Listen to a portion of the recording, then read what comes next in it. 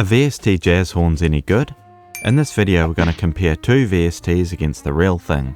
And to help me with this test is my brilliant Brazilian bass player and arranging friend, Gabriel Casaro. Hey everyone. Welcome, Gabriel. Hey Alex. You good? Yeah. Excellent. So today we're going to compare two VSTs, which are going to be Note Performer and VST horns, versus the real thing. And we'll talk about what we like and don't like, and at the end we'll discuss any positives or negatives and maybe talk about what VSTs can't teach you. Gabriel, what's your experience of VSTs so far? Okay, so I went to jazz school, right? Jazz school for arranging and composing. And as I was starting to take arranging classes, COVID hit. So I never really got to hear any of my arrangements played live while I was starting to write for horns and for rhythm section and everything. Wow. So most of my early experience with arranging was 100% through MuseScore and sibelius sounds, and was entirely done via MIDI. So I basically grew up on it, right? So, yeah. Nice. Yeah, for me it was different because actually when I started studying music, sibelius had only just come onto the market, like Sibelius #1. And there was this other program called Encore, which I don't know if it's still used. And so people started using the Sibelius thing, and instantly they started to rely on the sounds, you know, just always playing back the sounds, even though, you know, like you, we were studying and we were around other players. Well, you weren't because of COVID, but we were around each other.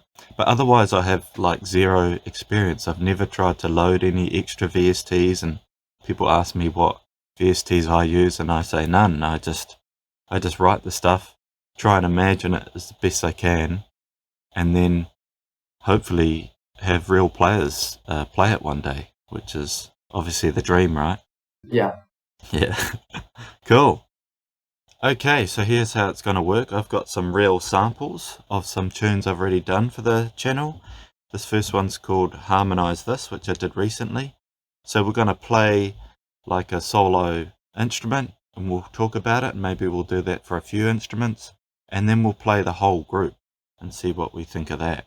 Does that sound good, Gabriel? Okay, sounds good. All right. So here comes an alto sax solo, which is the melody part on this tune.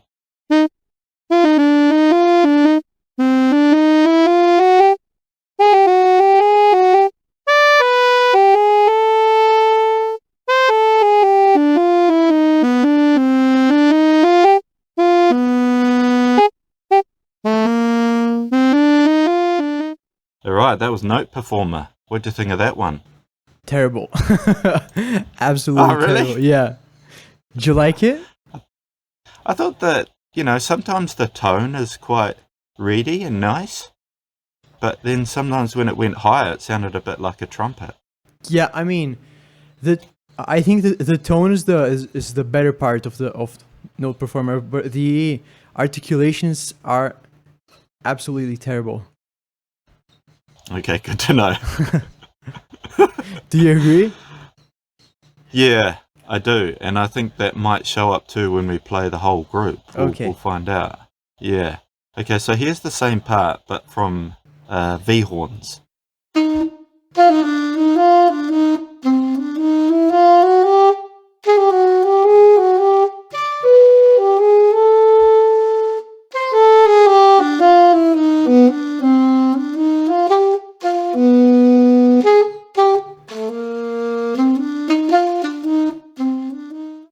What'd you think of that one? I think it sounds a lot better actually, and it's funny because it emulates the sounds from the sax buttons.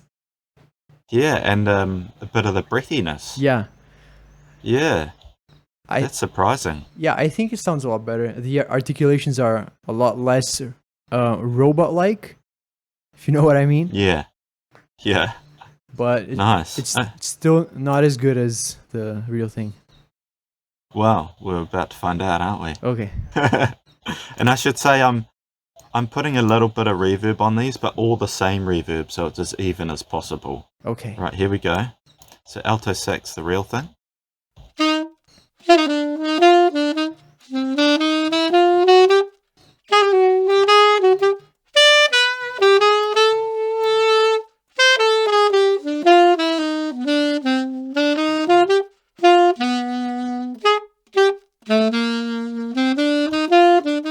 All right. Beautiful. Absolutely beautiful. I mean, the vibrato, the articulations, there's nothing really that can emulate, like, even close to how good a good sax player sounds. Especially the vibrato, in my opinion. Yeah, I mean, the way a real player can change the vibrato as a note develops, I mean, it's something you could program, but it would take a long time, wouldn't it? Okay, should we try another instrument? Should we try a tenor? Sure. All right, here's tenor with Note Performer.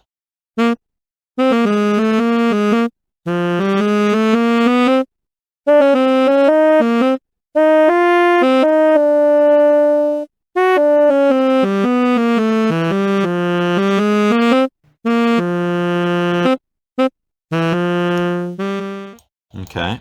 No, you say what you thought. No, I was just gonna talk about the articulations again, because even though you wrote out the ligatures and it's playing out the legato sound, it's so the notes are so separate. Like the attack on each note is so awkward to hear. It sounds very much like MIDI, because it is MIDI, right? But they're trying to achieve something more real. But it is what it is. Yeah, no, good point about the articulations. I think that's something we're spotting early here, isn't it? Yep. Yeah. All right, let's try same part but VHorns.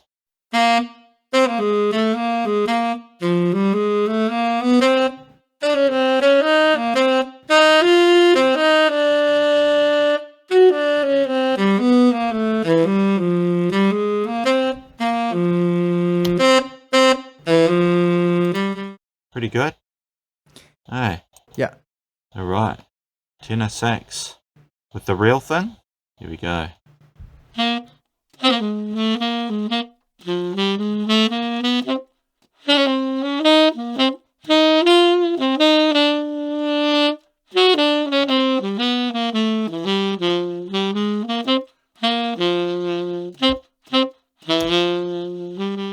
Yeah.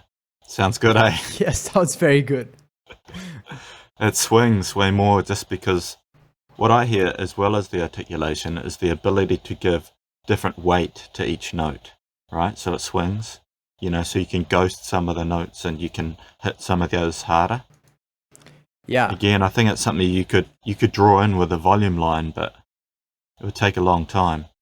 The VST horns, they kind of try to do that, right? When there's a leap, it tries to like accent that note, but it's just not there yet. It sounds the accent, instead of sounding like natural, it sounds very programmed, if you know what I mean. Yeah, I do. Well, shall we hear the whole group together? Yep. Here we go. So it's almost a full sax soli, but we've got a clarinet doubling the melody, so it's clarinet, 2 altos, 2 tenors, and a bass clarinet in this example. So here we go with Note Performer.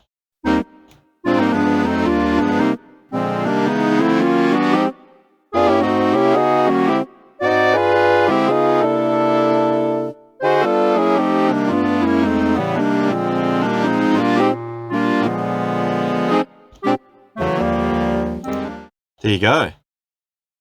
What do you reckon? I mean, yeah, I thought that by having like more mass, it will kind of mask the MIDI-ness of the thing, but it's worse, I think. Actually, it sounds more MIDI. It sounds more like the computer did it. Yeah, I think so. It's largely because every articulation is exactly the same. Yeah, maybe it's Yeah. maybe it's too perfect, and I think one of the upsides was the tone. I think it like it goes a little missing. in the mass, it sounds very very much like a synthesizer, I guess. Yeah. Okay, let's hear VHorns.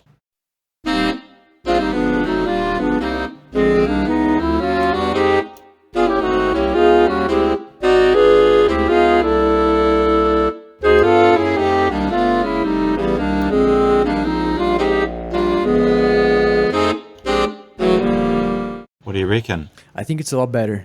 In my opinion, it's a lot better, but it falters in the same exact places where the solo sounds falter, in my opinion, which is the leaps and the long notes, right? But it's a lot better than the Note Performer. Yeah, I think so too. Okay, here we go, the real thing. Let's see what it sounds like.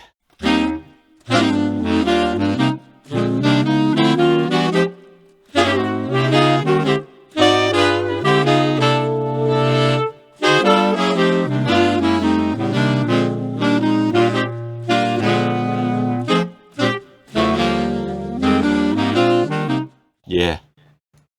It just swings. Beautiful. Yeah. Very Just, beautiful again, bass clarinet tone. I love it. Yeah, I agree. And the weight of the attacks, I think it's something you could draw in, but damn, it would take a long time, and you wouldn't necessarily know where to put all your volume markings in articulations. Yeah, and I mean it's not just like volume and not just the timbre, I guess. There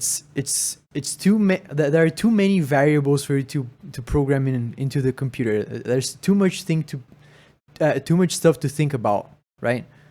For you to get the exact human sound, I guess. Yeah. Too many variables that are not just musical, right?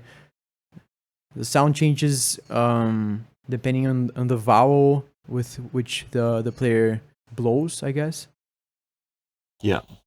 And the breathiness of the player, the little imperfections of each individual instrument. I guess it's too much stuff, right? Yeah, I think about when I hear like Duke Ellington's solo section, and you can basically hear each player. You can hear like Harry Carney on the baritone play up and then move into the next note with such a personal way.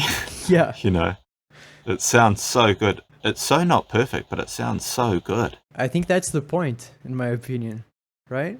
Yeah. Okay. This is getting philosophical now. Nice. Awesome. All right, let's look at the next one. Okay. Okay, and here we are on Anthropology, a nice fast swinging number. This will be interesting. So on the instrumentation for this one, I've got muted trumpet, clarinet, 2 alto saxes, 2 tenor saxes, and a baritone sax. So I think we're going to try and listen to the muted trumpet first. Here's Note Performer with muted trumpet.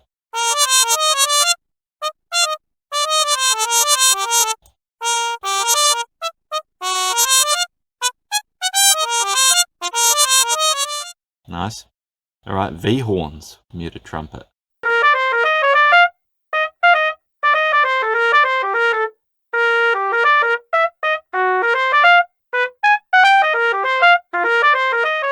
Yeah, what do you think of those two, Gabriel? That's tougher than the sax ones, because I think VHorns sound better on the saxes. I'm not so sure on the muted trumpet, because the brassiness is not quite there, right? Yeah, and obviously trumpet mutes come in all different sizes and shapes, you know. So this one should be a cut mute. So I feel like the VHorns got a little bit of that smoothness that a cut mute can bring, but it didn't quite get the edge. Yeah, exactly. I think the edge is a little bit more present on Note Performer, but the timbre in general is just way off, and the attacks again are just not quite there. True. Yeah. Okay, here we go. Real thing, muted trumpet.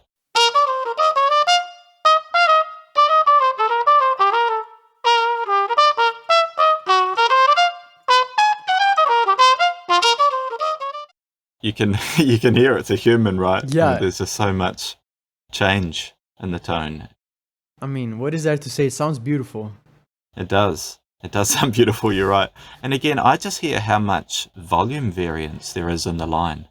You know, listen to that trumpet again, the real one. You know, someone swinging it, and then I'll play the Note Performer trumpet.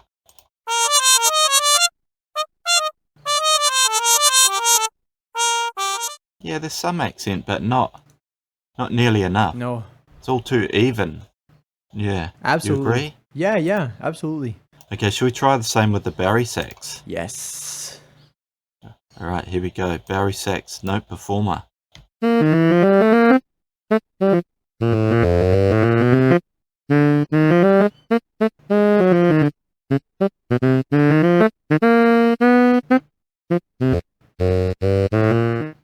Cool. Alright, Bari sax, VHorns.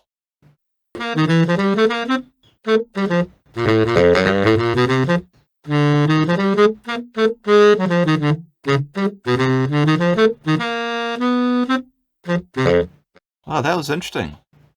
What do you think? I liked how the when the VHorns one went low, it gets that nice slappy tone that a Bari sax can have.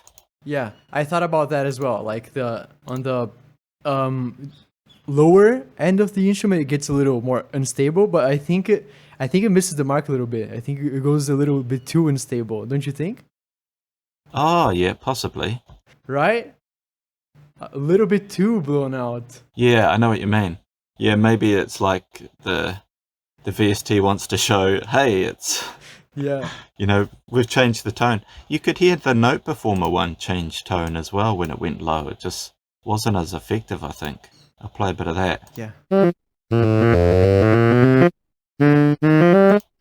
Yeah. Just got a bit sound like a spring reverb. Yeah. Yeah. But I mean, I think the VHorn on the more stable range, I guess it sounds pretty good actually. The VHorns. Yeah, I think so too. All right, you ready for the real one? Yep.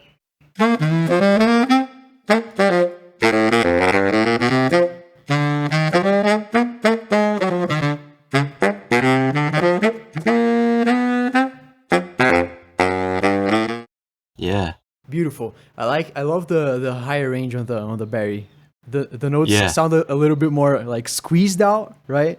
And the VSTs don't really show that. And the lower end really is a little bit more unstable, but it's not like too much. Yeah, and I don't actually know if the VSTs can do it, but I assume they can program that it gets more and more unstable as it goes down rather than it just passes a certain note Yeah. and starts getting raspy. Yeah. Because I assume they do that because that would get annoying, obviously, if you just are crossing that note all the time. Should we hear the group? Yep. Note Performer.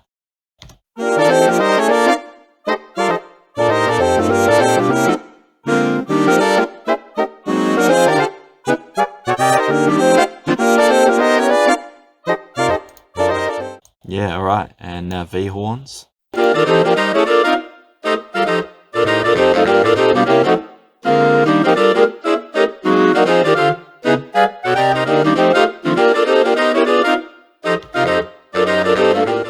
Yeah, what do you reckon?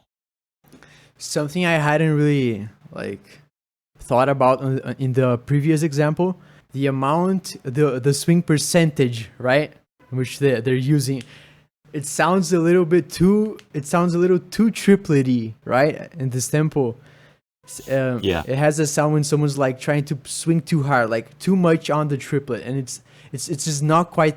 It's not that, right? Yeah, But- true. But someone might say, oh, but you can just change it. Why didn't you change it? So, you know, again, I think it's something you could program in, but it just takes the time and the knowledge.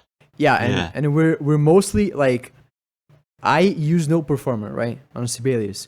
So, and I don't really have that option, like to change. I mean, I might have. Someone might correct me in the comments, but I don't think I have that option. I can change the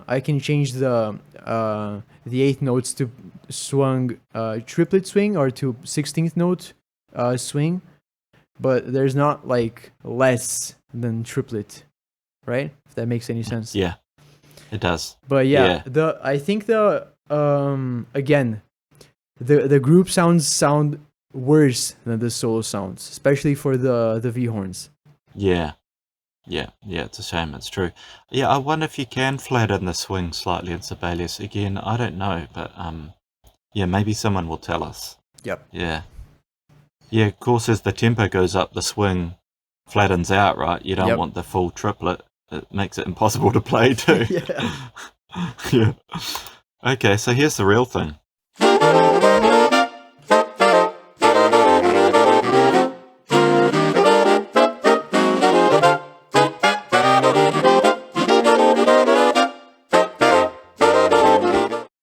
Yeah. I love that. Yeah, I love it too.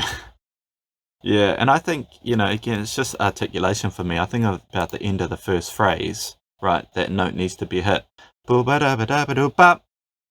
And all of these parts do it just because, when these parts were recorded, that's how jazz musicians play, right?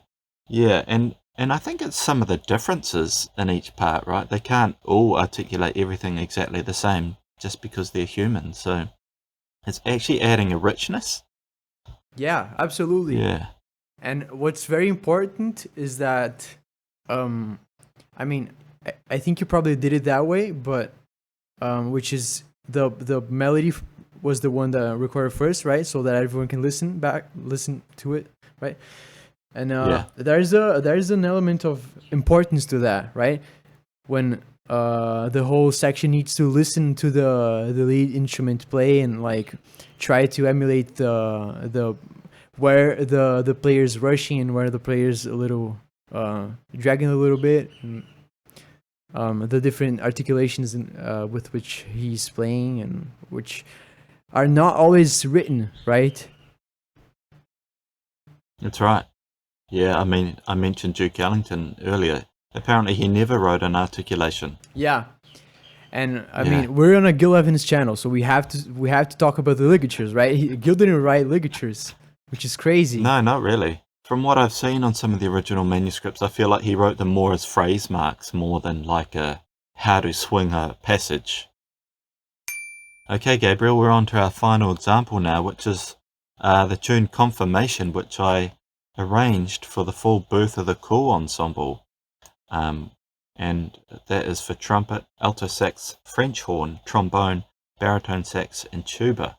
So a good range of instruments here. Yep. So I think this time we'll start by playing the whole group and then listen to some of the solo sounds. Does that sound good? Okay, sounds great. All right. Whole group, Note Performer.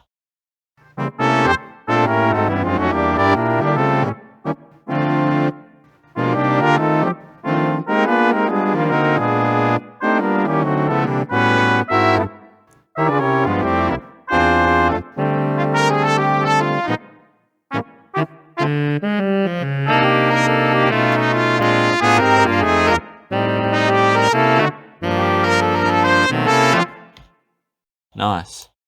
VHorns.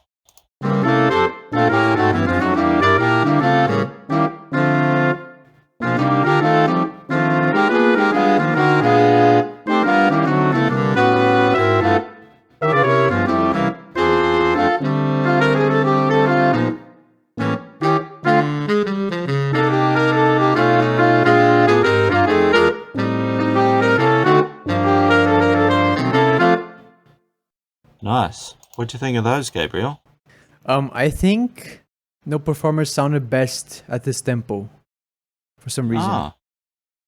Yeah, probably those articulations were a bit better at this tempo, eh? Yeah, I guess it's just that, again, the volume variation is not quite there, and the timbres for some reason I think it sounds better in this with this array of instruments. Maybe it's the brass instruments with no mutes sound better, I'm guessing. But yeah, the single notes on the end of the beats where we hear like the accents, they just sound a little too soft, I guess. And Yeah. I mean, it's just all that human stuff. It's no performer just falls short on most of it, I guess. Sure. Yeah. Okay, nice. All right, let's have a listen to the real thing.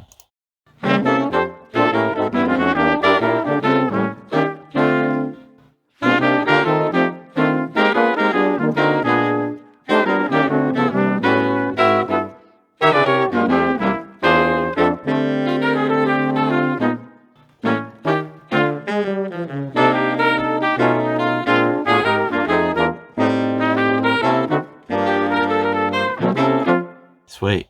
Yeah, sounds great. You gotta love the tuba, right?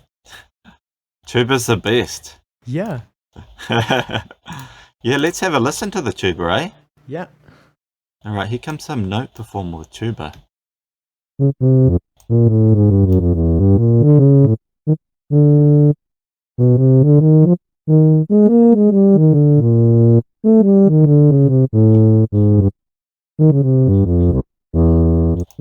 Oh, that sounded odd to me. Yeah, it's a little awkward, right? Maybe the release and the attack. It did sound quite synthy. Yeah. There's no shape to the Yeah. note at all. Yeah, okay. All right, here's the VHorn tuba.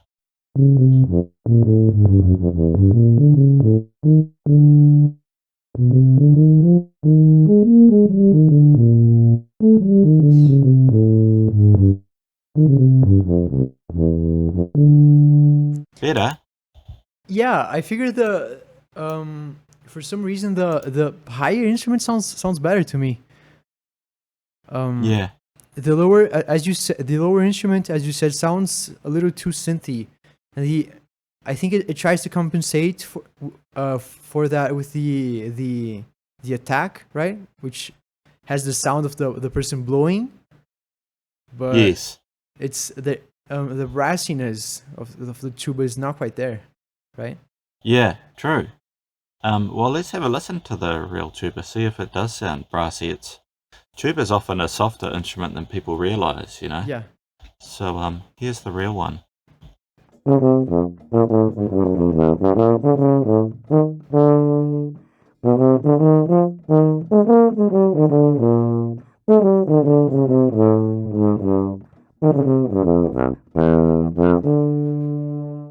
You're right, there is some brassiness, isn't there? Yeah, definitely. I mean, There's an edge, right? yeah, there's definitely an edge. It's rounded, but there's an edge. That doesn't make sense, round edge, but you know what I mean. Yeah. I mean, it's a lot softer than a trumpet and maybe even a trombone, but there's still the metally sound, and especially on the lower instrument, there's a bit of a growl, right? Even on lower dynamics, which no performer completely misses, and VHorn tries to mimic, but doesn't quite get it. But I mean, it sounds better than no performer still. Yeah, true. Okay, well, last instrument, should we do the French horn? Yeah. Yeah, alright, here we go. French horn Note Performer.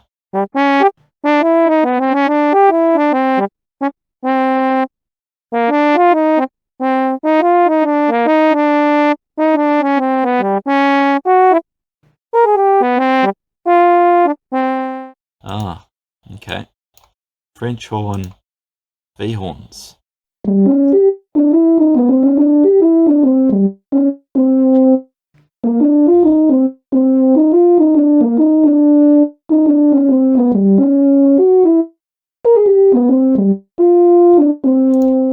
Wow. Right, let's go straight on to the real one. Okay.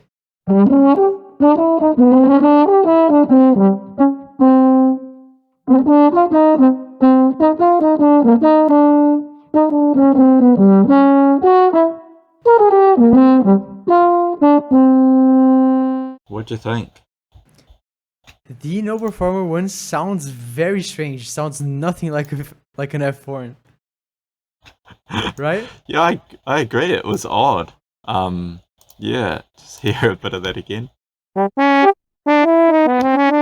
Yeah, it's like they tried to synthesize the trumpet and the trombone a bit, and Yeah, that's exactly what I yeah, thought. It sounds like a variation on the trumpet. yeah, it does. The crazy thing about horn is just that fluffy, beautiful ability it has to be in the middle of the ensemble. It's just totally not shown in Yeah, that example. Yeah. I mean, what do you think of the V horn one then? I think it gets like the middle of the sound very well, like the sustain on the sound. It gets it very well, but the attack again, it's a little strange, right? Yeah, yeah, let's hear that.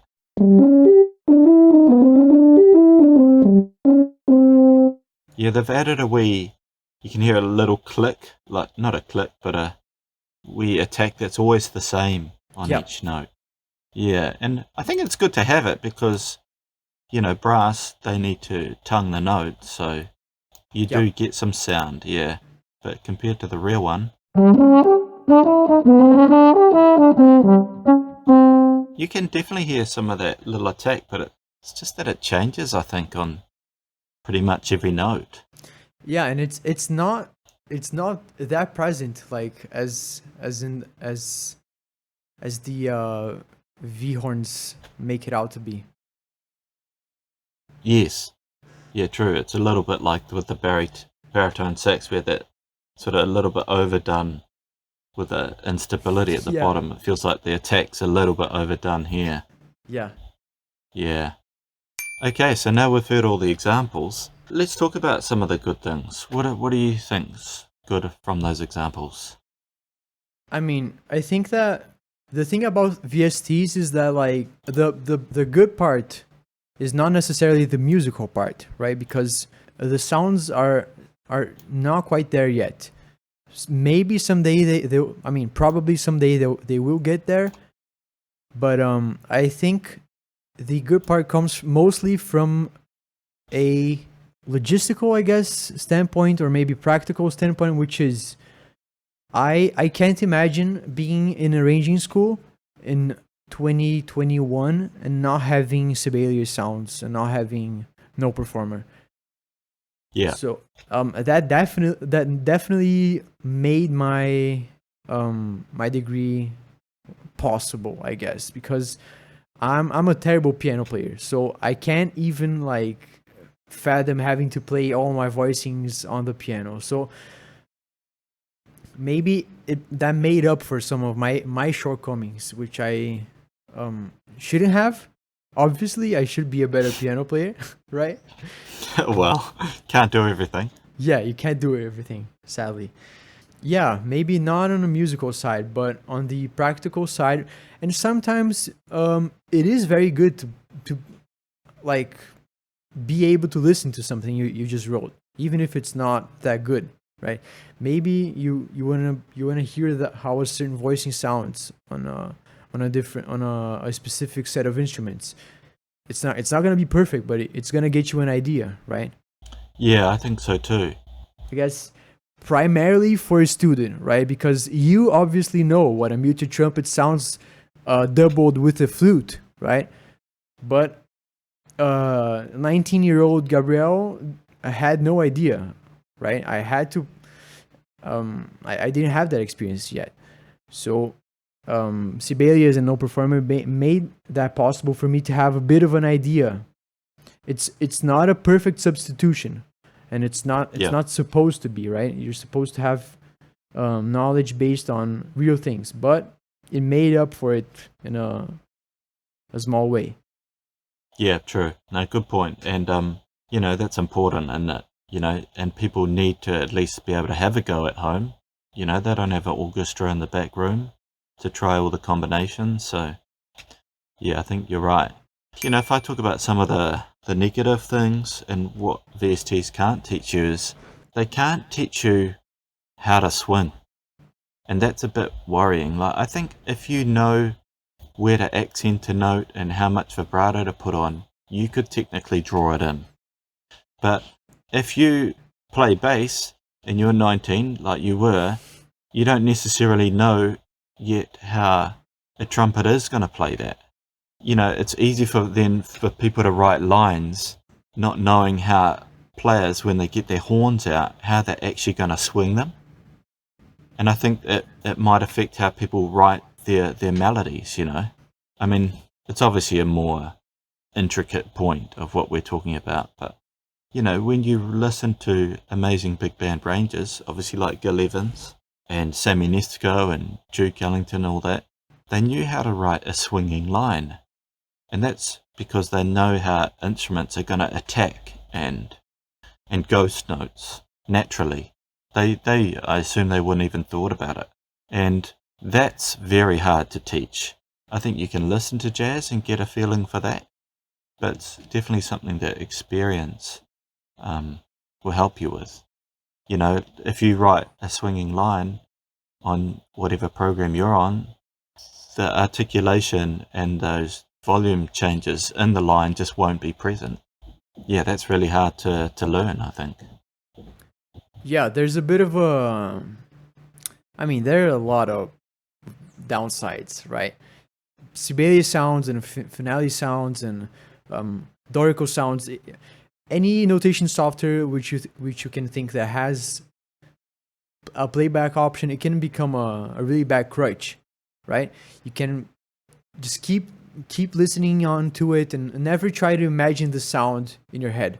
You're never going for something in your head. You're just listening to the program and relying too much on it. And as I said before, if I didn't have Sibelius, I'd be forced to play the piano like an actual arranger, right? I'm unable to play the piano like an actual arranger because I had that option, which is not good, obviously. Totally. And something that Sibelius can teach you as well is writing playable things, I guess, right? Because whatever you write, the program's going to play back for you. No matter how hard, no matter how angular, no matter how difficult, right? There are no bad ranges. There are no bad octave leaps. There are no bad range changes, I guess, right? You're never gonna know that there's an awkward spot to write for the clarinet if you never actually get into the books and talk to a clarinet player, right? Yep. And I knew that because I obviously read the Adler orchestration book and stuff, but I only ever internalized that knowledge once I talked to a clarinet playing friend, right? And that's very rich. That's very important to learning music, and especially big band and jazz music, because you can't have a one person big band, right? You need that. Yeah, that's a good point, Gabriel. Nice. Well, that's the end, Gabriel. Thanks so much for your help, and it's been invaluable having your opinion. If you've got an opinion of VSTs, please leave them in the comments down below. Thanks, Gabriel. Thank you, Alex. Thanks for having me, as always. Awesome. Thank you so much. See you later. Okay, I'll see you.